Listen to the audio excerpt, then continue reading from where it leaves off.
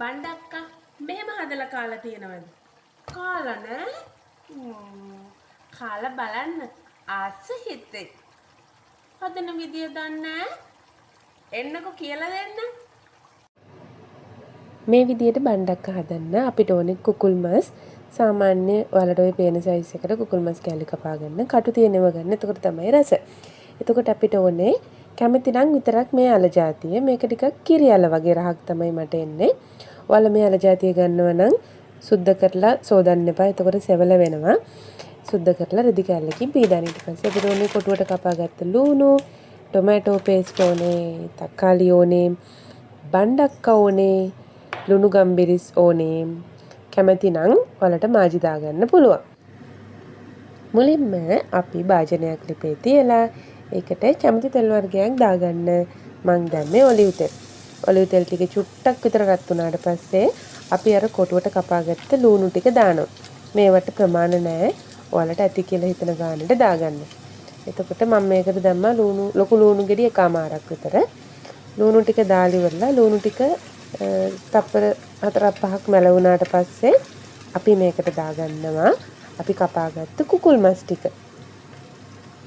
ඊට පස්සේ කුකුල් මස් ටික පොඩ්ඩක් එහෙට මෙහෙට පෙරලලා ඉවර වෙලා වහලා ලුණු දාන්න ඕනේ. මේ වෙලාවේ ලුණු දාගන්න. රස ගන්නට ඉතින් ලුණු කැමති ප්‍රමාණයක් දාගන්නවා කන රස ගන්නට.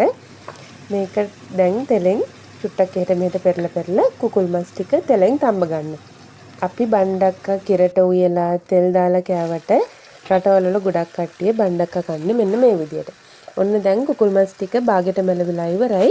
අපි ඊට පස්සේ අර ටිකක් ලොකුවට කපාගත්ත කිරියල ටිකත් මේකටම දාගන්නවා තෙලෙන් තැම්බෙන්න. මේක මද ගින්නේ නිතරම පෙරලා තෙලෙන් තම්බ ගන්න ඕනේ. නැත්තම් අඩි අල්ලන්න බලනවා. මස් විතරක් නෙමෙයි මේ අල జాතියත් ටිකක් අඩි අල්ලන්න බලනවා.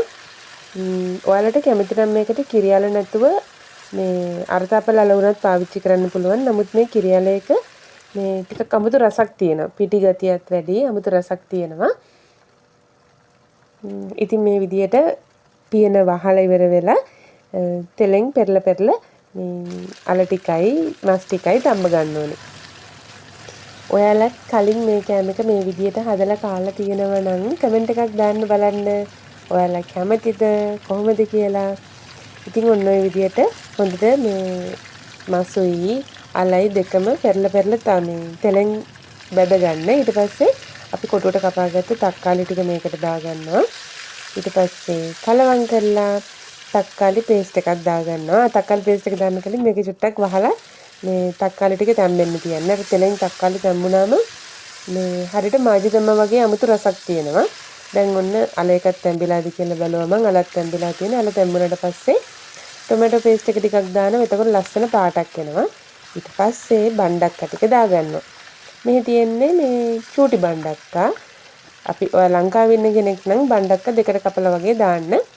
ඊට පස්සේ බණ්ඩක්ක ටිකක් දාලා අපි මේකට වතුර චුට්ටක් දානවා. මේක බලද්දි මට කන්න තිබුණා හොඳයි කියලා කටට කෙලක් තුනවා. ඉතින් මේ අපි මේකට වතුර චුට්ටකුත් දාලා රස පදමට ගම්මිරිසුත් දාලා බහලා තම්බ ගන්නවා. ඉස්ම චුට්ටක් තියන්න. මොකද මේ ඉස්ම එකත් එක්ක පාන් කන්න එහෙම මරුවනේ. ඉතින් එහෙනම් ඔයත් මේ කෑම එක හදලා බලලා කාලා බලලා රස මට කියන්න හොඳේ. ඇත්තටම හරිම රසයි. එහෙනම් ටටා බයි. අලුත් රෙසිපියක් අරන් එන්නම්. බයි.